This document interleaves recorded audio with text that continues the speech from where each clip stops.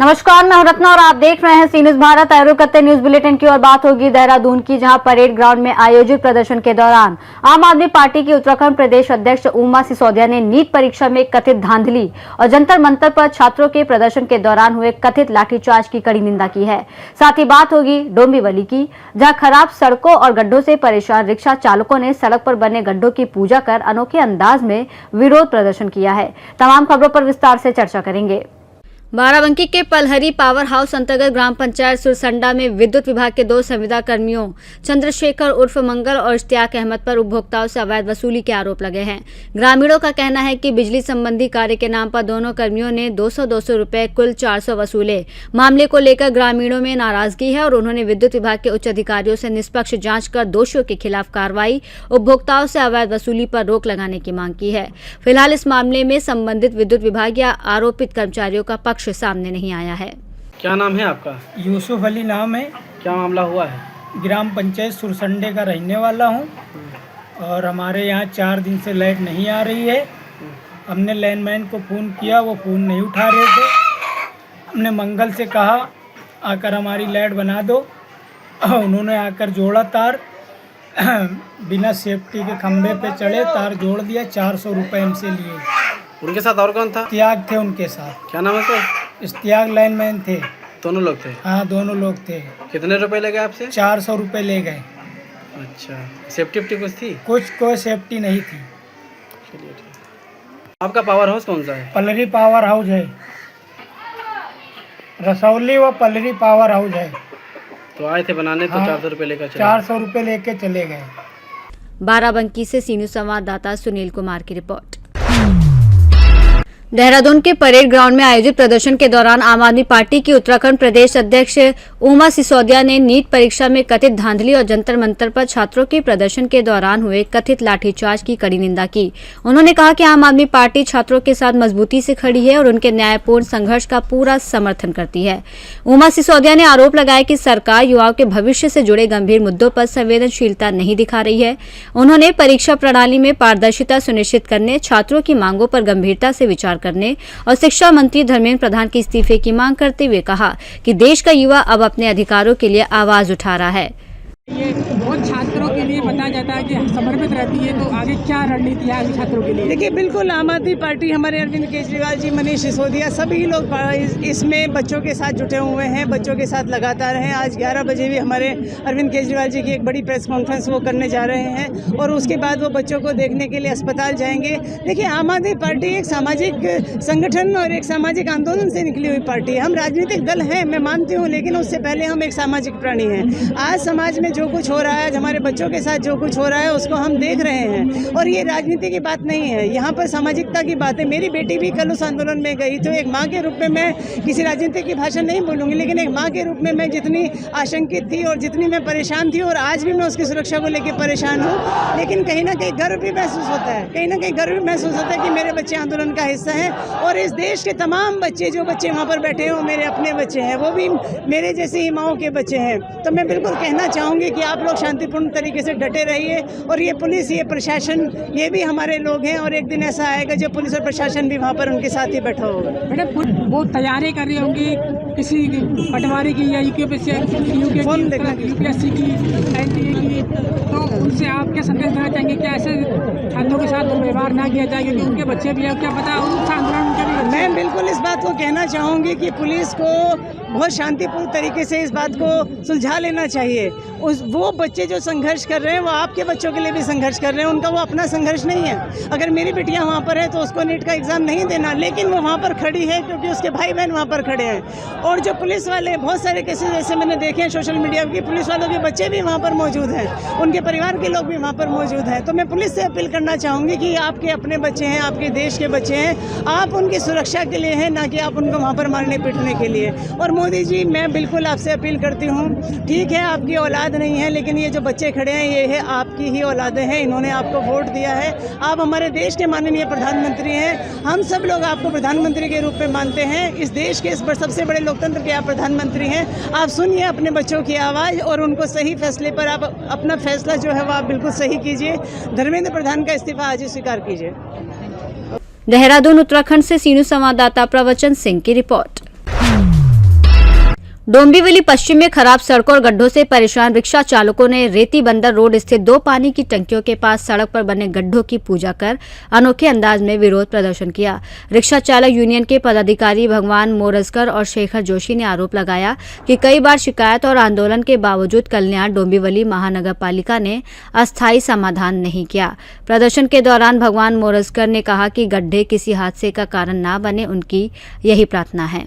वहीं शेखर जोशी ने चेतावनी दी कि यदि जल्द गड्ढों की मरम्मत नहीं हुई तो सभी रिक्शा चालक चक्का जाम आंदोलन करेंगे। हे जे आमचं जे आंदोलन आहे हे आपल्या सगळ्यांना हास्यास्पद वाटेल, परंतु या भेकड आणि भ्रष्ट अधिकाऱ्यांना कल्याण डोंबिवली महानगरपालिका यांना कोणत्याही प्रकारचा सेन्स राहिलेला नाहीये।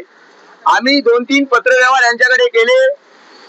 पावसाळ्यापूर्वी सुद्धा यांना सांगितलं की श्रीधर म्हात्रे चौक ते पाण्याची टाकी हा रस्ता दरवर्षी खड्डेमय होत असतो, आपण याच्याकडे लक्ष द्या। परंतु एक पत्र दिल्यानंतर यांनी थुकपट्टीचं काम केलेलं आहे। थुकपट्टीचं काम म्हणजे माती मिक्स दगड इथे आणून टाकतात की एक पाऊस पडल्यानंतर ती वाहून जाते। आज आमचं या खड्ड्यांची पूजा करण्यामागचा हेतू असा आहे की आमचे रिक्षा चालक प्रवासी या काट्यातून प्रवास करत असतात, म्हणून या खड्ड्या महाशयांना आम्ही विनंती केली आहे की आमची लेकरं या खड्ड्यातून जात असतात तर आम्हाला सांभाळून घे, आमच्या कोणत्याही प्रकारचा अपघात या ठिकाणी होऊ दे नको, म्हणून आम्ही खड्ड्यांची पूजा केली आहे। हे महानगरपालिकेला कळू दे की या रस्त्याची अवस्था किती खराब आहे। आपण कधी लागणार की एखादा अपघात झाल्यानंतर इथे येणार, एखादा हातपाय मोडल्यानंतर आपण इकडे येणार आणि किती वर्ष सहन करायचं। आम्ही बाकीच्या रस्त्यांबद्दल बोलत नाही, महानगरपालिकेने बरेचसे डोंबिवलीचे रस्ते चांगले झालेत, आम्ही त्याबद्दल त्यांचं अभिनंदन पण करतो, परंतु हा रस्ता गेली अनेक वर्ष असाच सडलेला आहे आणि दरवर्षी आम्ही साहेबांकडे गेलो तर सांगतात आमच्याकडे निधी नाहीये, आम्हाला सांगतात अजून टेंडर भरलेले नाहीये, आम्हाला सांगतात तिकडे युद्ध चालू आहे, आमच्याकडे डांबर येत नाही। या सगळ्या गोष्टी आम्हाला का सांगता? आमचा जो रिक्षा चालक असेल किंवा नागरिक असेल एखादा सगळ्या प्रकारचे टॅक्स भरतो, ज्यावेळी एखादा आम्ही टॅक्स भरत नाही त्यावेळी आम्ही कारण दिली तर तुम्ही ऐकता का? आम्हाला फक्त महानगरपालिकेने हे सांगावं, तुम्ही आमची कारण ऐकता का की आमच्याकडे पैसे नाही आहेत, आमचा प्रॉब्लेम आहे, आमची कंपनी बंद आहे, हे तुम्ही ऐकता का? आमचं नाही ऐकत। म्हणून आम्हाला या येत्या 8 दिवसात हे जर रस्ते बरोबर झाले नाही तर ह्यापेक्षाही भयंकर आंदोलन होईल। आमच्या सहनशक्तीचा अंत झालाय। आम्ही आता पूजा गांधीवादी आंदोलन करणार नाही, आता उग्र आंदोलन करणार। येत्या 8 दिवसात जर रस्ते झाले नाहीत तर डोंबिवली पश्चिमला चक्का जाम करण्यात येईल, जागोजागी रस्ता रोको आंदोलन करण्यात येईल। कोण करणार? रिक्षा चालक आणि रिक्षा युनियन, सगळे रिक्षा चालक आणि सगळे रिक्षा युनियन रस्त्यावर उतरून उग्र आंदोलन करणार। बस झालं, आमच्या या भूमीवर आमच्या तिथे येऊन आम्हाला भ्रष्ट कारभाराला सामना करावा लागतोय। प्रत्येक वर्षी एकच बाब ऐकायची, रस्त्याला खड्डे पडलेत, आमच्याकडे डांबर नाही, आमच्याकडे हे नाही, आमच्याकडे ते नाही। अरे टक्केवारी खायला तुम्हाला वेळ आहे, गरिबांकडे बघायला कधी वेळ मिळणार? आमचा गोरगरीब रिक्षा चालक त्याच्यावर उदरनिर्वाह करतो रिक्षा चालवून, त्याच्या पोटा पाण्याचा प्रश्न निर्माण झालाय। या 8 दिवसात जर रस्ते युद्ध पातळीवर केले नाही तर डोंबिवली पश्चिमला रास्ता रोको आणि चक्का जाम आंदोलन केल्याशिवाय राहणार नाही।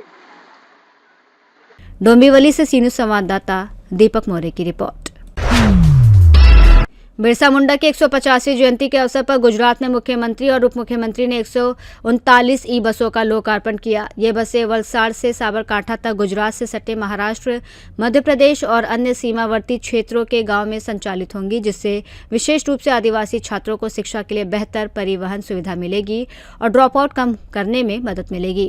कार्यक्रम के दौरान मुख्यमंत्री और उप मुख्यमंत्री ने बस चालकों को प्रतीकात्मक चाबी सौंपी, खुद बस में सफर किया और हरी झंडी दिखाकर ई बसों को रवाना किया।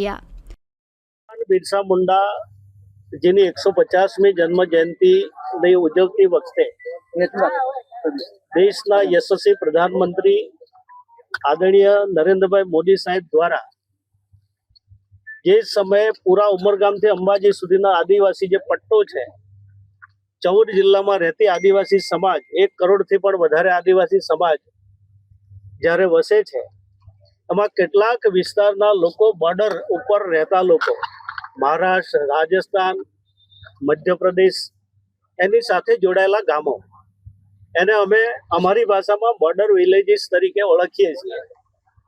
એવા ગામોના વિદ્યાર્થીઓ એ પછી માધ્યમિક સ્કૂલમાં જતા હોય કે કોલેજના સ્ટુડન્ટ હોય પણ એ વધુ સારો અભ્યાસ કરી શકે એ માટે એક સરસ રીતે એને પરિવહનનો લાભ મળે એ પ્રકારની રાજ્ય સરકારની જે આ યોજના છે 2 લાખ કરોડ રૂપિયા પંચવર્ષીય યોજનાની અંદર વાપરવાના છે. પણ એનાથી વિશેષ જે બોર્ડર વિલેજીસના જે ગામો છે એને અન્ય પ્રકારની સુવિધાઓ અમે આપીએ છીએ. એમાં એક સરસ મજાનો એક વિશેષ ઉમેરો થયો છે. ગઈ વખતે ડેડિયાપાડા ખાતે પહેલા તબક્કામાં અમે 111 બસો જેટલી આ સેવામાં આપી હતી. આજે જ્યારે માનનીય મુખ્યમંત્રી શ્રી ભૂપેન્દ્રભાઈ પટેલ સાહેબ, નાયબ મુખ્યમંત્રી શ્રી હર્ષભાઈ સંઘવીજી ના વરદ હસ્તે 139 જેટલી બસો આજે અમે અહીંયાથી ફ્લેગ આપીને સમાજની સેવામાં મૂકીએ છીએ. વલસાડથી લઈને સાબરકાંઠા સુધીના તમામ જિલ્લાઓમાં જે બોર્ડર વિલેજીસ છે, દાખલા તરીકે વલસાડની અંદર 30 બસો છે, સાબરકાંઠાની અંદર 22 બસો છે, ડાંગ જેવા જિલ્લાની અંદર 12 બસો છે, તાપી જિલ્લાની અંદર 12 બસો છે. એ પ્રકારના તમામ જિલ્લાઓને આમાં આવરી લીધા છે. આવનારા દિવસોમાં અમારા જે ટ્રાઇબલના જે વિદ્યાર્થીઓ છે, જે ગરીબ વિદ્યાર્થીઓ છે, અધવચ્ચેથી જે ભણતર છોડી દેતા હતા, એના માટેની આ સેવા એક અલગ પ્રકારની હું ચોક્કસ રીતે હું ટ્રાઇબલ મિનિસ્ટર તરીકે આજે અમારા તમામ મારા MOS ઈસી બરંડાજી, પ્રવીણભાઈ માળી, રમેશભાઈ કટારાજી, અમારા સિનિયર બધા જ ધારાસભ્યો અમારી સાથે આ જોડાયા હતા. હું ચોક્કસ આપના માધ્યમ દ્વારા હું તમામ ઉમરગામથી અંબાજી સુધીની જે અમારી આદિવાસી સમાજ છે, જે બોર્ડરના ગામડાઓ પર જે રહી છે, એ લોકોને આહવાન કરું છું. એક સરસ મજાની ગુજરાત સરકારે આ સેવા આપી છે, એનો સદુપયોગ થાય અને આપણા બાળકો ખૂબ સારું ભણે અને પોતાનું ભવિષ્ય બનાવે એવી હું આપના માધ્યમ દ્વારા શુભકામનાઓ પાઠવું છું. સાહેબ, વિચારણા ચાલી રહી છે. કેવા પ્રકારની? અત્યાર સુધી આપ સૌ જાણો છો, જ્યારે આદિવાસી સમાજને જે વર્ષોથી જંગલમાં ખેડતા હતા, પોતાનો નિર્વાહ ચલાવતા હતા, એવા આદિવાસી ભાઈઓને ભારતીય જનતા પાર્ટીની સરકારે જ જમીન આપી છે અને ભવિષ્યમાં પણ આપવાની થતી હશે તો અમારી સરકાર આપવાની છે. અને જે લીગલ છે, જે કાયદેસર હકદાર છે, એ ચોક્કસ રીતે એ લાભાર્થી અમારો હશે અને એને આપણે ભવિષ્યમાં આપશે. નેતા મુકેશભાઈ રાઠવાજી ની શપથવિધિ હતી અને એ શપથવિધિની અંદર ગઈકાલે પણ આપણે જોયું હશે એ જેટલા લોકોએ શપથ લીધી છે એમાં મુકેશભાઈનો પહેલો નંબર હતો ને એના કારણે અમે ટ્રાઇબલ બધા જ મંત્રીશ્રીઓ, અમારા ટ્રાઇબલ આગેવાનો, MP, ધારાસભ્યો જે તે વિસ્તારના એ બધા જ લોકો ત્યાં હાજર હતા અને હું ચોક્કસ રીતે મોદી સાહેબનો આભાર માનું છું કે સામે ચાલીને અમને બધા લોકોને મળવા આવ્યા છે અને જેટલી મિનિટો આપી એમાં એક ખૂબ ખુશ મિજાજમાં હતા અને બધા જ લોકોને આનંદ થાય એ પ્રકારની કેટલીક વાતો પણ કરી. હું ફરીવાર હું આભાર માનું છું. गुजरात गांधीनगर से सी न्यूज संवाददाता अमित पटेल की रिपोर्ट। गोंडा में मुख्यमंत्री सामूहिक विवाह योजना के तहत रॉयल पैराडाइज मैरिज हॉल में 526 पंजीकृत जोड़ों में से 433 जोड़ों का विवाह संपन्न कराया गया, जिसमें 405 हिंदू और 28 मुस्लिम जोड़ों का निकाह कराया गया। कार्यक्रम 2 चरणों में आयोजित किया गया, जिसमें जिले की 3 तहसीलों और 13 विकास खंडों के लाभार्थियों ने हिस्सा लिया। इस अवसर पर विधायक सदर प्रतीक भूषण सिंह, विधायक मेहनौन विनय कुमार द्विवेदी, जिलाधिकारी प्रियंका निरंजन, मुख्य विकास अधिकारी दयानंद प्रसाद, सांसद प्रतिनिधि रमाशंकर मिश्रा, भाजपा जिलाध्यक्ष इकबाल बहादुर तिवारी सहित कई जनप्रतिनिधियों और अधिकारियों ने नवविवाहित जोड़ों को आशीर्वाद दिया। कार्यक्रम में बताया गया कि योजना के तहत प्रति जोड़ा 64,000 रुपए की आर्थिक सहायता के साथ steel dinner set, pressure cooker, कड़ाही, 5 साड़ियां, वर के लिए पैंट शर्ट, दीवार घड़ी और अन्य गृहस्थी का सामान भी प्रदान किया जाता है।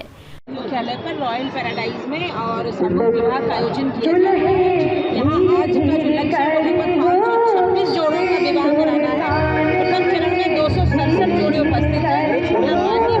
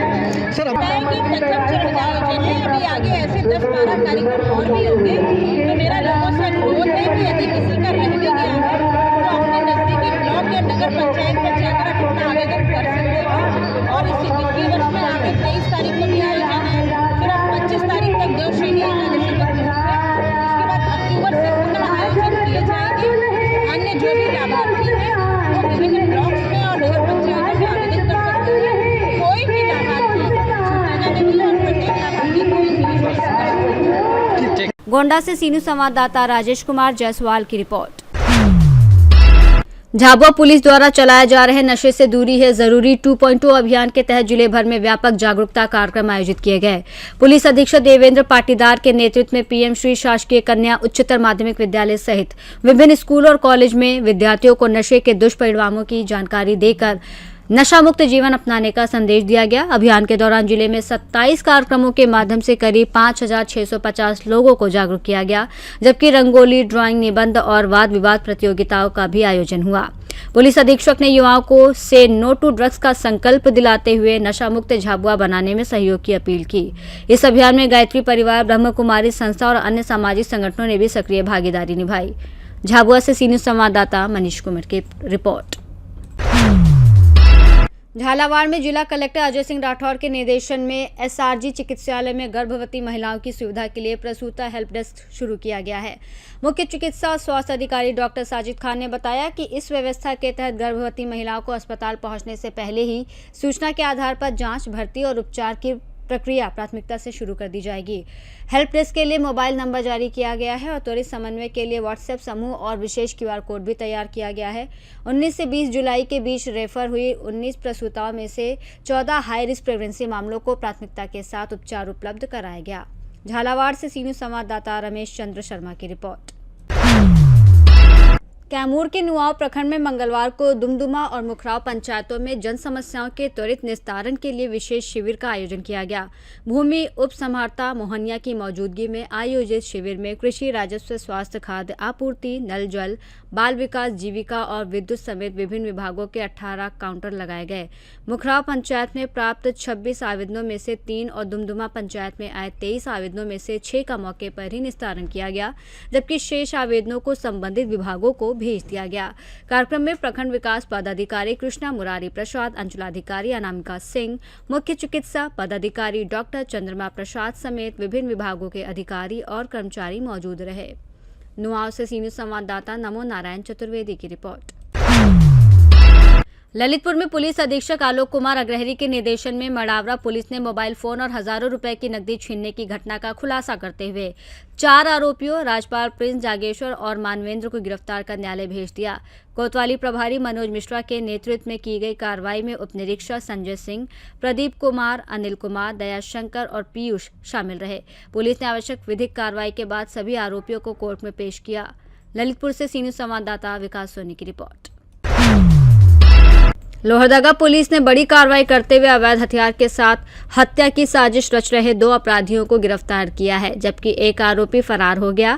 पुलिस अधीक्षक सादिक अनवर रिजवी को मिली गुप्त सूचना पर विशेष टीम ने एक ऑल्टो कार की घेराबंदी कर 2 आरोपियों को दबोच लिया। उनके कब्जे से एक देसी पिस्टल, 4 जिंदा कारतूस, एक मोबाइल और ऑल्टो कार बरामद हुई। एसडीपीओ श्रद्धा केरकेटा ने बताया कि पूछताछ में आरोपियों ने हत्या की साजिश रचने की बात स्वीकार की है। पुलिस ने आर्म्स एक्ट समेत विभिन्न धाराओं में मामला दर्ज कर आगे की कार्रवाई शुरू कर दी है।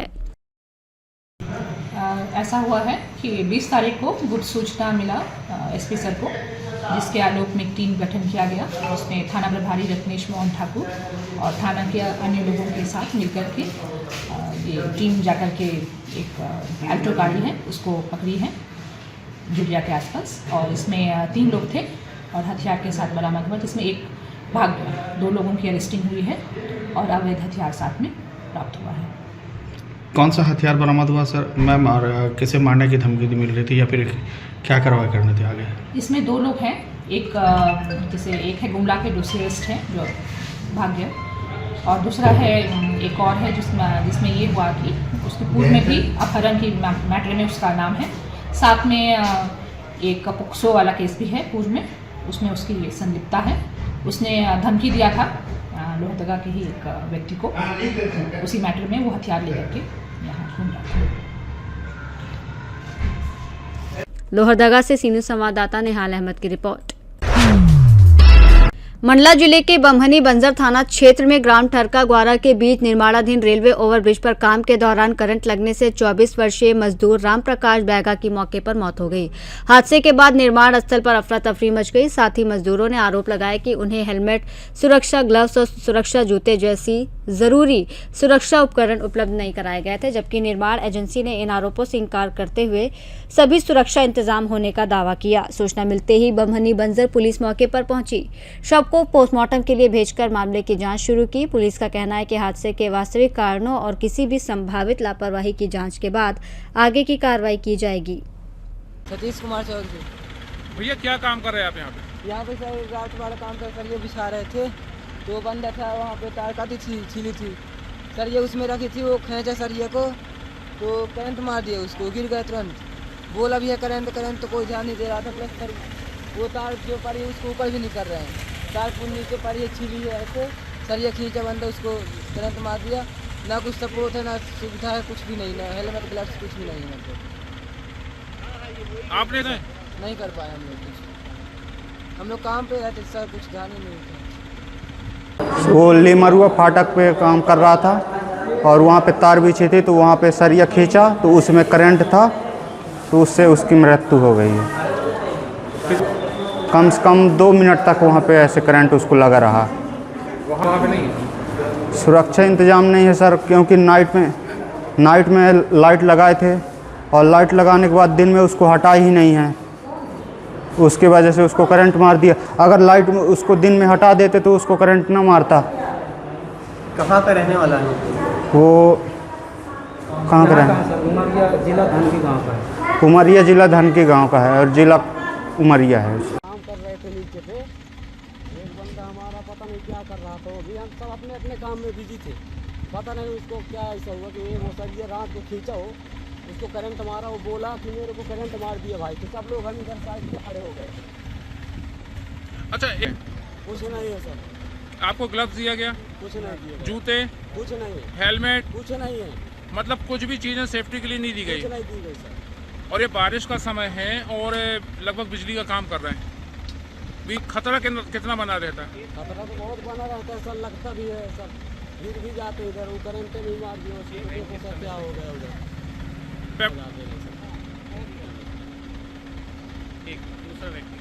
राम प्रकाश करंट लगने से ख़त्म हुआ सर, तो मधुसूदन अग्रवाल में हम लोग उसमें काम कर सप्लाई में काम करते थे और रात में लाइट लगा दिए थे, फिर उसको रात में निकाले नहीं हैं, वो दिन में पता नहीं सर ये कैसा खींचा सर, उसको करंट लग गया।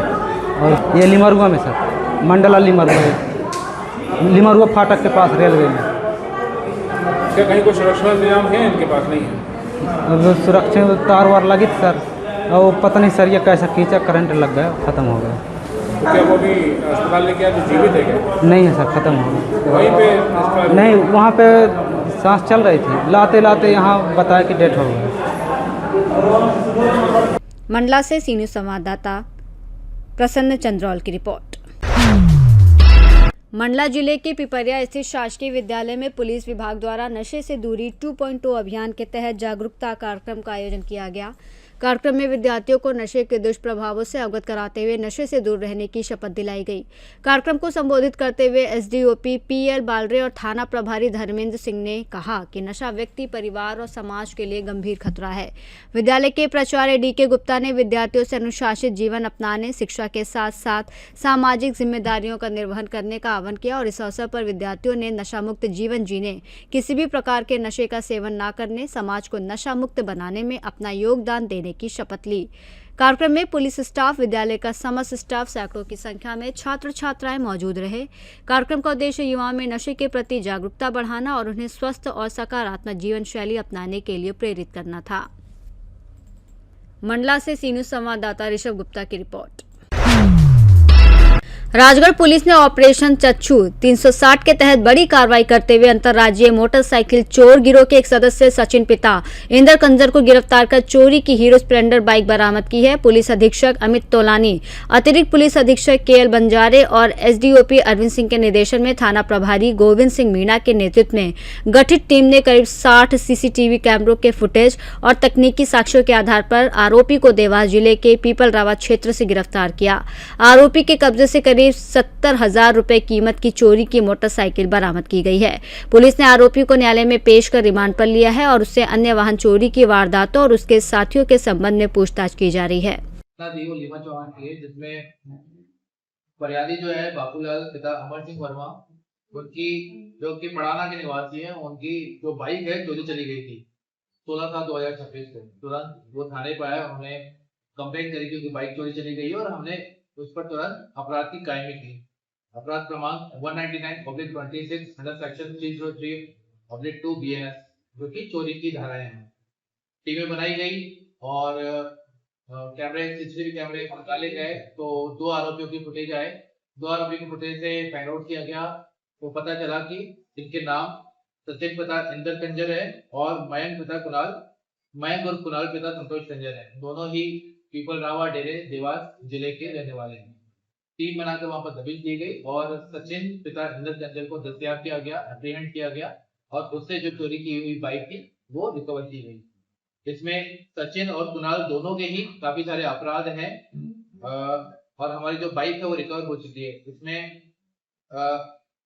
लीमा चौहान थाना और इनकी सराहनीय भूमिका रही, लेकिन विशेष मैं सराहना देना चाहूंगा एसपी शाजापुर को भी, क्योंकि जब हमने उनके फोटोज शेयर किए थे ग्रुप में तो इमीडिएटली उनका रिप्लाई आया था, तो इस मंच से मैं उनको भी बहुत बहुत धन्यवाद देना चाहूंगा। Thank you. राजगढ़ से सी न्यूज संवाददाता जावेद की रिपोर्ट। संभल पुलिस ने पुलिस अधीक्षक के निर्देशन और क्षेत्राधिकारी यातायात स्तुति सिंह के पर्यवेक्षण में Mahatma Gandhi memorial degree college में यातायात जागरूकता अभियान चलाया। प्रभारी यातायात जगरोशन सिंह, मुख्य आरक्षी सचिन कुमार, विकास और आरक्षी हिरेंद्र ने छात्र छात्राओं को हेलमेट और सीट बेल्ट के उपयोग, नशे में वाहन न चलाने, तेज रफ्तार से बचने, मोबाइल का इस्तेमाल न करने, सड़क सुरक्षा नियमों की जानकारी दी। इस दौरान सड़क संकेतों, गुड समैरिटन योजना और बरसात के मौसम में सुरक्षित ड्राइविंग के बारे में भी जागरूक किया गया। संभल से सी न्यूज संवाददाता वसीम की रिपोर्ट। संभल पुलिस ने पुलिस अधीक्षक के निर्देशन और क्षेत्राधिकारी यातायात स्तुति सिंह के पर्यवेक्षण में ई रिक्शा और स्कूली वाहनों में क्षमता से अधिक बच्चों को बैठाने के खिलाफ अभियान चलाया। चौधरी सराय में प्रभारी यातायात जगरोशन सिंह और मुख्य आरक्षी सचिन कुमार ने कार्रवाई करते हुए 3 ई रिक्शा चालकों का चालान किया। उन्हें ओवरलोडिंग न करने की हिदायत दी और वाहनों में लगे अतिरिक्त पायदान भी हटवाए। पुलिस ने दोबारा नियमों का उल्लंघन करने पर वाहन सीज करने की चेतावनी दी। वहीं बारिश के दौरान जगरोशन सिंह ने बहजोई कलेक्ट्रेट के बाहर किसान यूनियन के कार्यक्रम के दौरान यातायात सुचारू बनाए रखकर जाम की स्थिति नहीं बनने दी। संभल से सी न्यूज संवाददाता वसीम की रिपोर्ट। सुल्तानपुर के कादीपुर क्षेत्र के सरैया बाजार में जलभराव और अधूरे सड़क निर्माण को लेकर व्यापारियों क्षेत्रवासियों की शिकायतों के बाद विधायक राजेश गौतम खुद पानी से भरी सड़क पर उतरकर हालात का जायजा लेने पहुंचे। उद्योग व्यापार मंडल अध्यक्ष दिनेश सिंह अग्निवंशी समेत स्थानीय लोगों ने उन्हें सड़क और जल निकासी की समस्या से अवगत कराया।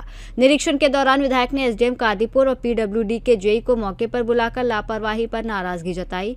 जिलाधिकारी और विभागीय अधिकारियों से फोन पर बात कर निर्माण कार्य जल्द पूरा कराने के निर्देश दिए। विधायक ने कहा कि तय समय में काम पूरा नहीं होने पर संबंधित निर्माण फर्म के खिलाफ FIR और ब्लैक लिस्ट करने की कार्रवाई की जाएगी।